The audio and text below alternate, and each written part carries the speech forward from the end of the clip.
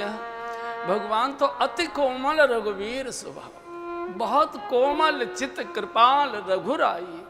भगवान इतने कठोर कैसे हो गए? क्या मुझे पूरी तरह से बिसार दिया? जयंत ने जरा सा तीर चोंच मारी थी, जयंत ने जरा सा, वो तो मेरे चरणों में ही, तो इतने प्रभु क्रोध में आ गए थे कि सीख धनुष सायक संधाना, और रावण भरी दोपहरी में मेरा अपहरण करके ले आया, और भगवान कुछ बोल नहीं रहे, कुछ कर नहीं रहे। क्या मुझे भगवान ने पूरी तरह से बिसार दिया है? आप कल्पना करो, हनुमान जैसे बलवान की माँ अधीर होकर रोए, हनुमान जी पर क्या बीती होगी। तो हनुमान जी ने कहा, माँ रो मत, अवई मात में जाऊं लवाई। वैसे तो मैं आपको अभी अपनी पीठ पर बिठा कर ले जा सकता हूं, लेकिन प्रभु आये सुने, भगवान की आज्ञा नहीं है। कछुक दिवस जननी धरु धीरा, थोड़े दिन आप धैर्य रखिए, प्रतीक्षा करिए। कपिन सहित आई है रघुवीरा, बानरों को लेकर भगवान आएंगे और निश्चर मार तोई ले जाइए। सब राक्षसों को मार कर तहस नहस करके जय जयकार करते हम आपको ले जाएंगे। तो जानकी जी को लगा कि बंदर है तो पिद्दी सा, लेकिन बड़बोला लगता है, बड़ी डींगे मार रहा है। चूंकि हनुमान जी तो बहुत छोटे दिखाई दे रहे थे ना, अति लघु रूप धरे हनुमाना। तो जानकी जी ने पूछा, हनुमान एक बात बताओ, भगवान की सेना में सारे बंदर तुम्हारे जैसे हैं कि तुमसे कुछ बड़े बड़े भी हैं? हनुमान जी बोले, मम्मी सबसे तगड़े हम ही हैं, हमसे तगड़ो कोई ना है। तो जानकी जी का फिर जाओ अपना काम करो, हो गई हमारी रिहाई, हमारी मुक्ति हो। अच्छा आपको संदेह है क्या? बोले हाँ, मोरे हृदय परम संदेह। क्या संदेह है? बोले जात धान अति भट्ट बलवाना, राक्षस पहाड़ जैसे और तू पिद्दी जैसा। इतना कहना था, हनुमान जी ने जय श्री राम कहा। कनक भूधराकार शरीरा, समर भयंकर अति बलबीरा, होम होम करने लगे। माने का बस बस बस, जैसा था छोटा वैसे ही हो जा। हनुमान जी फिर छोटे हो गए। तो जानकी जी ने पूछा, क्यों रे, जब तू इतना बड़ा था तो मेरे सामने छोटा क्यों दिखाई दे रहा था? हनुमान जी ने कहा, माँ बेटा कितना भी बड़ा हो जाए, माँ को तो हमेशा लल्ला ही दिखाई देता है, बालक ही दिखाई देता है। और हनुमान जी कहना चाहते कि दुनिया के सामने बड़े बनकर दिखा दो, माँ के सामने तो अगर बालक ही बने रहोगे तो तुमको आशीर्वाद मिलते रहेगा। माँ के सामने क्या बड़प्पन दिखाओ? जिसने तुम्हारे टट्टी पेशाब धोए हैं, नंगे कुछ कच्छे और बनियान पहनाए हैं, उसके सामने तुम क्या बड़ा बनकर दिखाओगे? तो हनुमान जी ने कहा, माँ बड़ी जोर की भूख लगी है। सुनो माँ तू मोही अतिशय भूखा, सुनहु माँ तू मोही अतिशय भूखा, लागी देगी सुंदर फल रूखा, लागी देगी सुंदर फल रूखा। माँ ऐसे बड़े बड़े फल लटक रहे, बहुत जोर की भूख लग रही है। देखो, बच्चे को चाची को देखकर भूख नहीं लगेगी, ताई को देखकर भूख नहीं लगेगी, बुआ को भी देखकर भूख नहीं लगेगी, दादी को भी देखकर भूख नहीं लगेगी। भूखा बालक बैठा खेलता रहेगा, कुछ भी करता। जैसे ही उसकी माँ आती है, धोती साड़ी बगैर, मम्मी मम्मी बड़ी जोर की भूख लगी है, बड़ी जोर की भूख लगी है। माँ को देखकर ही भूख खुलती है बच्चे की। और इसलिए हमारे ब्रज की कहावत है कि भादों के बरसे बिन और माँ के परसे बिन। जब तक भादों नहीं बरसती तब तक धरती तृप्त नहीं होती, और जब तक बच्चे को माँ परोस के नहीं खिला देती तब तक बच्चे की तृप्ति होती रही है। बहुत जोर। तो जानकी जी ने पूछा, तू चला था वहाँ से तो रास्ते में कोई खिलाने वाला नहीं मिला? बोले माँ मिले तो बहुत थे, खिलाने वाला एक महीने तो सब खाने वाले थे। सुरसा बोली मैं खाऊंगी, सिंहिका बोली मैं खाऊंगी, लंकिनी बोली मैं खाऊंगी। माँ जगत तो भूखों से भरा है, कोई पद का भूखा, कोई पैसे का भूखा, कोई पुत्र का भूखा, कोई प्रतिष्ठा का भूखा। तृप्ति तो माँ तेरे चरणों में ही हो सकती है, तृप्ति तो भक्ति से ही हो सकती है। बोले फल तो बहुत है लेकिन रक्षक बड़े तरह। वो तिनकर भय माता मो, जरा सा तू आदेश, जरा सी अनुमति दे, फिर मैं दिखा दूँ पानीपत के लोगों को भी, हरियाणा के लोगों को भी और लंका के राक्षसों को भी बता दूँ कि फलाहारी में ताकत ज़्यादा होती है कि मांसाहारी में ताकत ज़्यादा होती है। और माँ ने समझ लिया कि बानर बहुत होशियार है। बोले जाओ, रघुपति चरण हृदय धर तात मधुर फल खाओ। मानसिक रूप से भगवान को भोग लगाना, सीधे नहीं खाना, ये दुर्गुणों की वाटिका है। इसको प्रसाद करके पाप प्राप्त करना। फल क्या खाने थे, हनुमान जी को तो फल के फल दे रहे थे। राक्षस सो रहे थे शराब पी पी के, और हनुमान जी को क्रोध आया, पेड़ उखाड़े, मारे, भागो भागो, मारो मारो, दे मुक्के दे ठोकर, सैकड़ों को मार डाला। रावण के दरबार में संदेश गया। रावण ने अक्षय कुमार को भेजा, अपने बेटे को, अक्षय का क्षय कर दिया। फिर रावण ने मेघनाथ को कहा, मेघनाथ जाओ, मारना नहीं, मुझे लगता है बानर रूप धरे सुर कोई देवता बंदर रूप बनकर आए, कोई बड़ा षड्यंत्र है इसके पीछे, पकड़ कर लाना। जब मेघनाथ आया तो राक्षसों में थोड़ी दम आई, लेकिन उसी समय बड़ा वृक्ष उखाड़ा, रथ चकना चूर कर दिया, केश पड़ कर के दे पटकी, दे मुक्के। अंत में श्री मेघनाथ ने एक दिव्य प्रहार कर दिया शस्त्र का, और हनुमान जी मूर्छित होकर गिर पड़े। और यहां से रस्सों में बांधकर हनुमान जी को रावण के दरबार में उपस्थित किया गया। सिंहासन पर रावण बैठा है, सब देवता शीश झुकाए बंदी जन के रूप में खड़े हुए, सारे सभासद खड़े हो गए, किसी ने उत्तिष्ठ की आज्ञा नहीं दी, सारे अपने आप खड़े हो गए। जहां ये कहा जाता है कि अब अमुक सज्जन आ रहे हैं, सब लोग स्वागत के लिए खड़े हो जाइए, इसका अर्थ है स्वागत जबरदस्ती कराया जा रहा है। कई लोग आपने देखे जिनके आगमन से सब लोग अपने आप खड़े हो जाते हैं। पूज्य स्वामी जी महाराज का जब आगमन होता है, पीछे तक सब खड़े हो जाया करते हैं। ये आंतरिक स्वागत है, ये हृदयगत स्वागत है, आत्मा का स्वागत है, ये पवित्रता से भरा हुआ स्वागत है। अब रावण की भाषा देखिए आप। ए बंदर, कौन है बे तू, कहाँ से आया है? बोले मैं श्री भगवान राम का सेवक हूँ, हनुमान मेरा नाम है। ये बता तूने फल क्यों खाए?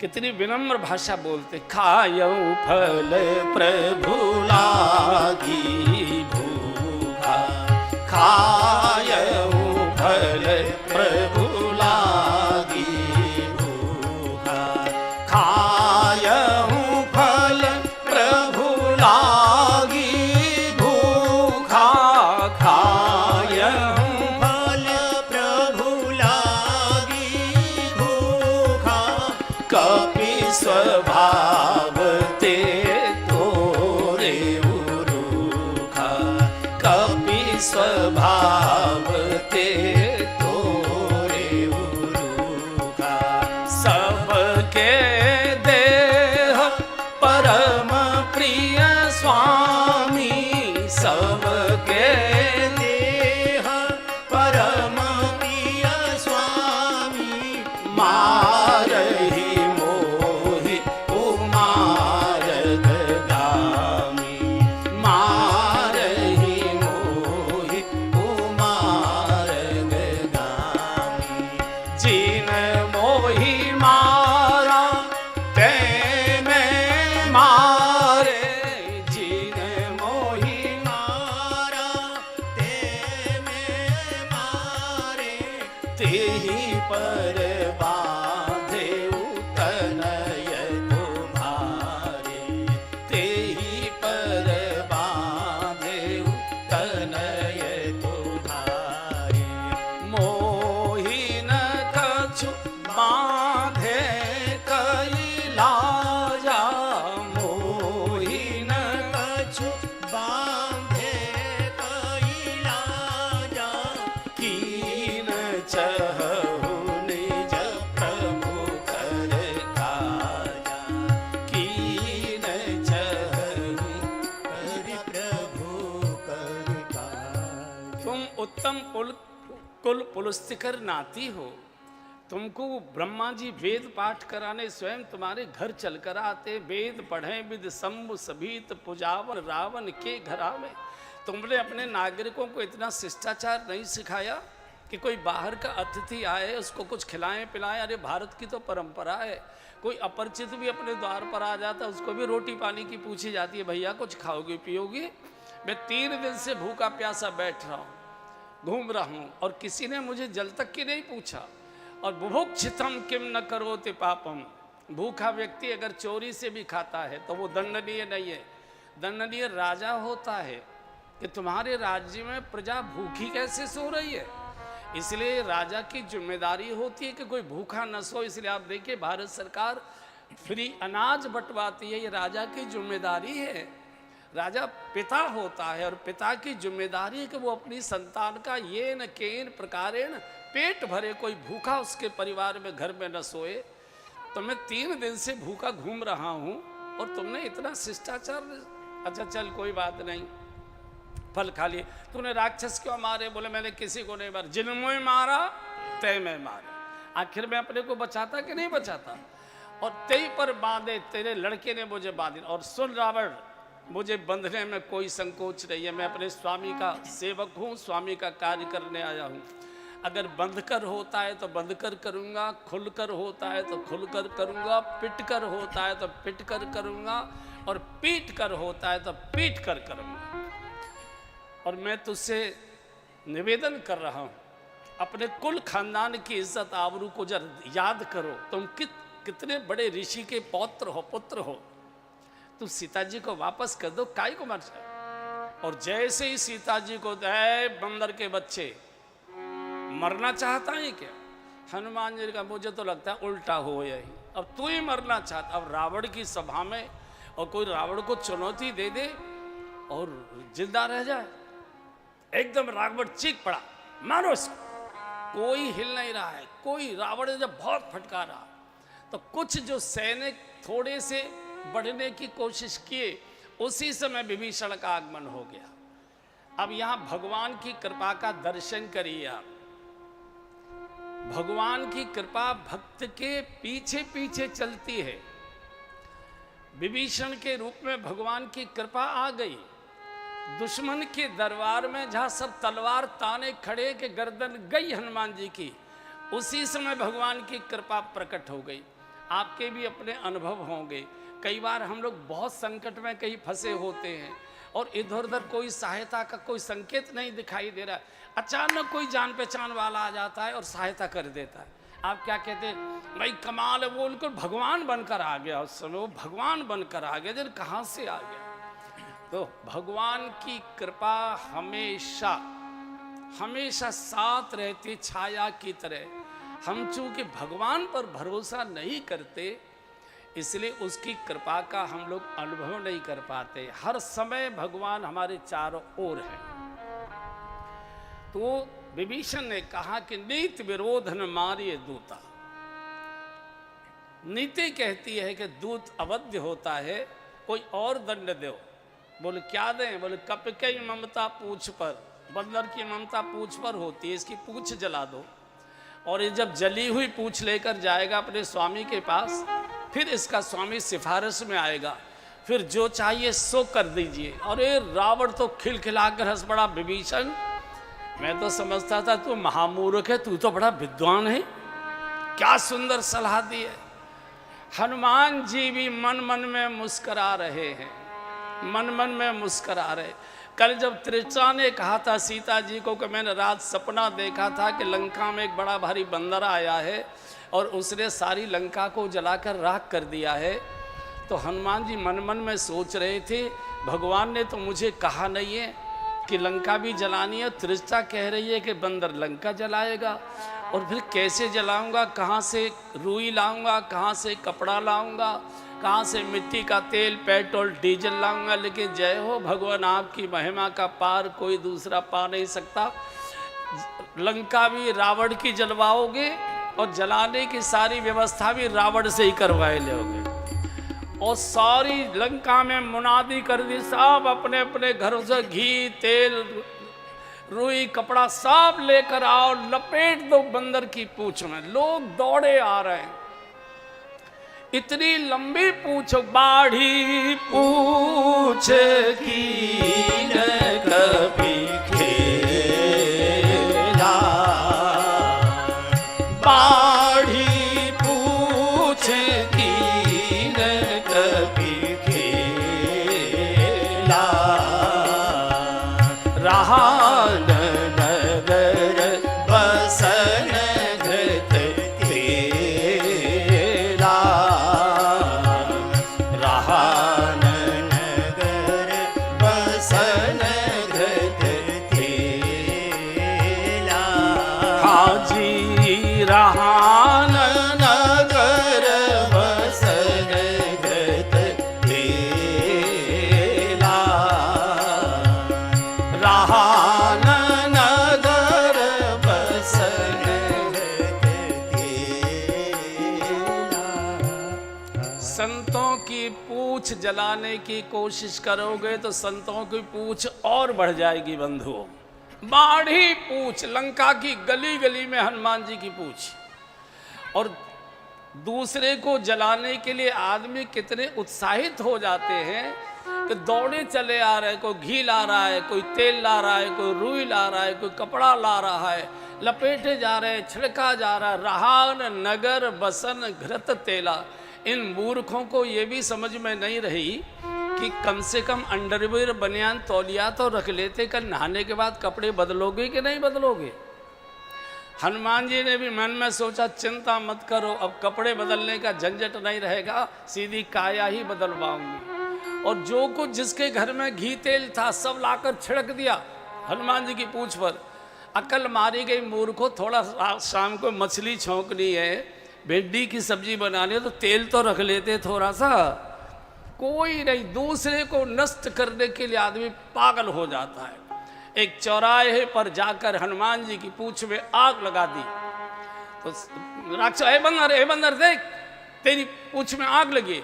और जैसे ही हनुमान जी ने पीछे मुड़कर देखा, चूंकि पूंछ बहुत लंबी हो गई थी कि मेरी पूंछ में, एकदम हनुमान जी ने जय श्री राम कहा, छलांग लगा दी, इस अटारी से उस अटारी तक, इस अटारी से उस अटारी, पूरी लंका धू धू करके जलने लगी। बचाओ बचाओ, भागो भागो, बचाओ बचाओ, भागो भागो। हम तो पहले ही कहते थे ये बानर नहीं, ये बानर रूप धरे सुर कोई। मार पड़ी तो बंदर में देवता दिखाई देने लगा। हाहाकार मच गया, पूरी लंका धू धू करके जलने लगी। सारे राक्षस रावण के दरबार में जाकर पहुंच गए, द्वार पर हल्ला मचाने लगे, बचाओ बचाओ। रावण ने मेघनाथ को कहा, मेघनाथ जल्दी से इंद्र को फोन करो, काले काले मेघ लाकर और घनघोर वर्षा कराओ। और जैसे ही मेघनाथ का फोन गया, इसको इंद्रजीत कहते हैं, इसने इंद्र को जीता था और मेघ इंद्र के अधीन रहते हैं। जैसे ही मेघनाथ का फोन गया, गड़गड़ गड़गड़ काली काली घटाएं लेकर बिजली कड़कती हुई आकाश में बादल आ गए, ठंडी हवाएं हल्की हल्की एक आधा बूंद टपकने लगी।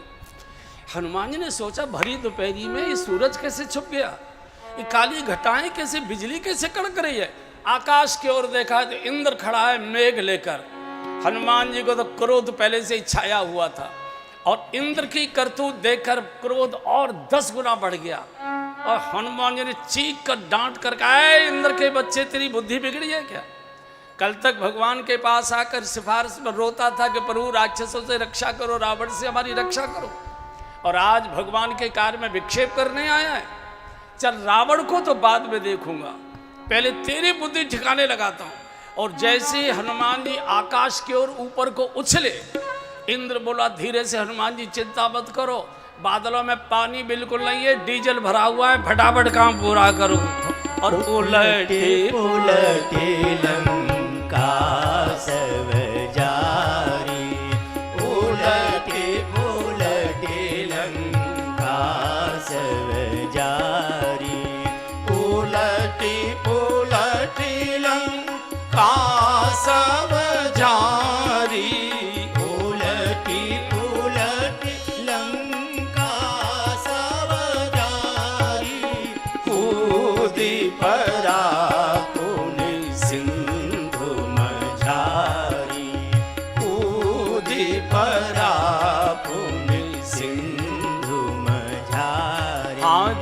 उलटी पुलटी लंका सब जारी, उलटी पुलटी लंका सब जारी। उलट पुलट पूरी लंका एकदम स्वाहा हो गई। बोलिए पूज्य स्वामी जी महाराज की जय। स्वामी जी का शुभागमन बहुत सुंदर समय पर हुआ है। हनुमान जी जब अपनी लीला कर चुके, अब माता जी हनुमान जी को आशीर्वाद देने वाली है। अब ये भी सीता जी के पास हनुमान जी जाने वाले हैं। वाह, आनंद।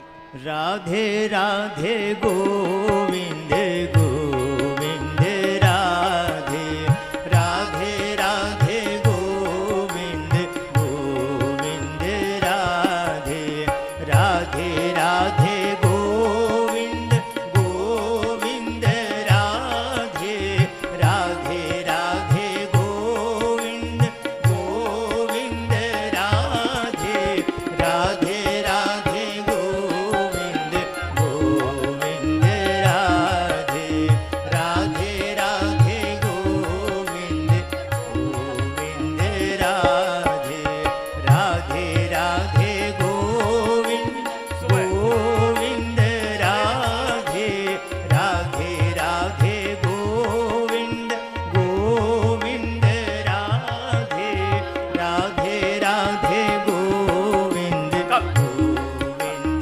राधे, राधे राधे गोविंद गोविंद राधे, राधे राधे गोविंद गोविंद राधे, राधे राधे गोविंद गोविंद राधे, राधे राधे गोविंद गोविंद राधे, राधे राधे गोविंद गोविंद राधे। जारा नगर निमिष एक माही, जारा नगर निमिष एक माही, एक विभीषण कर गहनाई, एक विभीषण कर गहनाई, उलटी पुलटी लंका सब जारी, उलटी उलटी लंका सब जारी, कूदी परा पुनि सिंधु मझारी, कूदी परा पुनि सिंधु मझारी। केवल एक विभीषण का घर छोड़ दिया, एक विभीषण कर गहनाई, पूरी लंका को जलाकर राख कर दिया। किसी ने गोस्वामी जी से पूछा कि विभीषण का घर क्यों छोड़ दिया? जब सारी लंका जलाई तो विभीषण का घर क्यों छोड़ दिया? गोस्वामी जी ने कहा, त्रेता में भैया भैया के घर को नहीं उजाड़ा करता था, ये तो कलयुग आ गया कि भैया भैया के ही घर को उजाड़ने के लिए लगा है। और यहाँ से पूछे बुझाई खोई शम, और धरे लघु रूप बहो, जनक सुता के आगे, ठाड़ भयउ कर जो। श्री हनुमान जी ने जब जानकी जी को जाकर प्रणाम किया तो जानकी जी ने कहा कि हनुमान जब से तू लंका में गया है बड़ा हल्ला गुल्ला हो रहा था, भगदड़ जैसी मच रही थी, मारो मारो भागो भागो बचाओ बचाओ हो रहा था, आग की लपटें धुआं धक्काड़ हो रहा था। क्या बोले मम्मी बड़े बड़े महानगरों में कुछ न कुछ होते रहता है, कुछ पता तो लगता नहीं। बोले नहीं, मैं इतने दिनों से लंका में हूं, आज तक कभी ऐसा नहीं देखा मैंने, जब से तू आया है तभी से हुआ। तो हनुमान जी ने कहा कि माँ सच बताऊं? हाँ। तो सच तो ये है कि ये तेरे बेटे का कमाल है, उसी की लीला है। और सुनो माँ, ये तो मैंने ट्रेलर दिखाया है, असली फिल्म तो 1 महीने बाद शुरू होगी।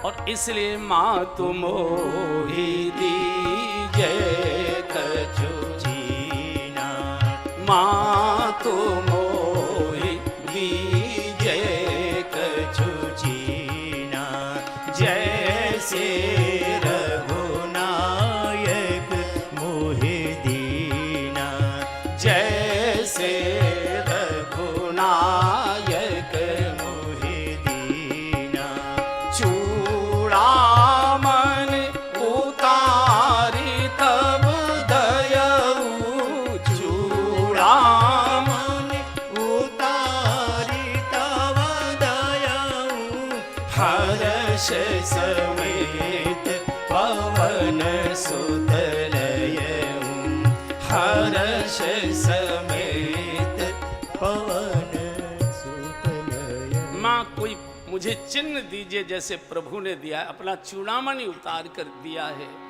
और जानकी जी इतना ज्यादा रोने लग गई। हनुमान जी जैसे पुत्र के सामने उसकी माँ रोए, हनुमान जी फूट पड़े, माँ रो मत, बहुत रो लिए। भैया तू रोने की बात करता है, मैं कैसे अपने शरीर की रक्षा करूं, मैं कैसे जीवित रहूं। कहूँ कपि के ही विधि राखऊं प्राणा कहूँ कपि के ही विधि राखऊं प्राणा तुम हो तात कहत अब जाना तुम हो तात कहत अब जाना तो ही देखी शीतल भाई छाती तो ही देखी शीतल भाई छाती पुनि मोहि कहूँ सोई दिन सोई राती पुनि मोहि कहूँ सोए दिन सोई राती। हे पुत्र हे सुत, मैं कैसे अपने प्राणों को बचा के रखूं। कहो कब कई विध राखूं प्राण तुम हूं तात कहे तब जाना। तुम भी जाने की बात बोल रहे हो। अरे तू आया था तो मुझे थोड़ी सी शीतलता, थोड़ी शकुन, थोड़ी शांति मिली थी, फिर तू मुझे उसी हाल पर छोड़कर जा रहा है। तेरे जाने के बाद वही मेरे लिए रोने वाली रातें, रोने वाले दिन, जागने वाली रातें, मैं कैसे जीवित रह पाऊंगी। 1 मास तक मैं प्रतीक्षा करूंगी। प्रभु को कहना कि 1 मास के बाद वे आए तो आए नहीं, मैं जीवित नहीं मिलूंगी। मास दिवस कर उसके बाद मैं जीत। तो माँ को बहुत प्रकार की सांत्वना धैर्य देकर हनुमान जी ने सागर में छलांग लगाई उड़ान भर के, और इतनी जोर की किलकारी मारी कि जितनी गर्भवती राक्षसियां थी लंका की, सबके गर्भपात हो गए, सबके गर्भशाप हो गया, गर्भ गिर गए। किसी ने एक बार हनुमान जी से पूछ लिया, हनुमान जी आप जैसा ज्ञानी, ज्ञान नाम अग्र गण्यम, शास्त्रज्ञ, वेदज्ञ, नीतिज्ञ, और वो आपकी क्रिया से, आपके कारण स्त्रियों के गर्भगृह गर्भपात कराना, तो ये तो अशुभ माना जाता है। हनुमान जी ने कहा कि मैंने कोई अशुभ कार्य नहीं किया।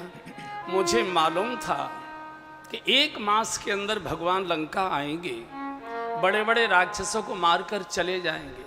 अगर ये बच्चे गर्भ में पलते रहे, फिर ये जन्म लेंगे, बड़े होंगे, राक्षसी कृत्य करेंगे, जनता को दुखी करेंगे। तो मैंने सोचा एक ही बार में सब काम पूरा हो जाए, बड़ों को भगवान मिटाएंगे, छोटों को बुहारी मैं लगाई दे रहा हूँ। और हनुमान जी ये कहना चाहते हैं, बंधु और बहनों, ये हमारे मतलब का प्रसंग है सबका। जो आंखों से बुराई दिखाई देती है वो ज़्यादा खतरनाक नहीं होती। कुछ बुराइयां हमारे भीतर मन के गर्भ में छुपी हुई पड़ी रहती हैं। ऊपर से लगता है कि नहीं, कोई हम पर इनका असर नहीं होता, लेकिन वो समय पाकर, अपना अनुकूल मौसम पाकर छोटी बुराई भी भयंकर रूप में बड़ी हो जाया करती है। एक दिन मैंने बोला था, घास के खरपतवार के बीज धरती में बोए नहीं जाते। प्रारंभ से, सृष्टि के प्रारंभ से धरती के गर्भ में बीज वो पड़े रहते हैं, और जब अनुकूल मौसम आता है तो बीज पौधा बनकर निकल आते हैं। आप देखिए, अब इस समय मई चल रहा है, मई जून में आप देखेंगे सड़कें बिल्कुल साफ रहेंगी, सड़कों की पटरियाँ एक भी तिनका कहीं नहीं दिखाई देगा घास का। लेकिन जैसे ही जुलाई की फुहारें पड़ना शुरू होंगी, पूर्वा चलेगी, फुहारें पड़ना शुरू होंगी, तो अनेक प्रकार की वनस्पतियां सड़कों के दोनों ओर खड़ी हो जाया करती, किसी ने बोई नहीं थी। इसका अर्थ है कि धरती के गर्भ में उन वनस्पतियों के बीज पड़े थे, मौसम की प्रतीक्षा कर रहे थे।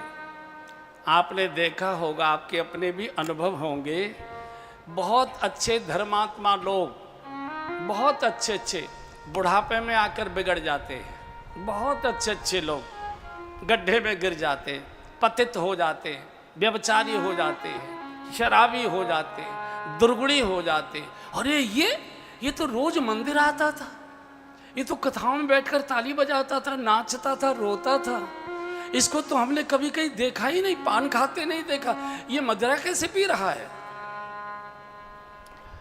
कहीं न कहीं पहला बीज पड़ा हुआ था, सत्संग के प्रभाव से वो बीज पौधा नहीं बन रहा था। दोस्तों के साथ शिमला घूमने चले गए, बीज को खाद पानी मिल गया और बीज पौधा बनकर प्रकट हो गया।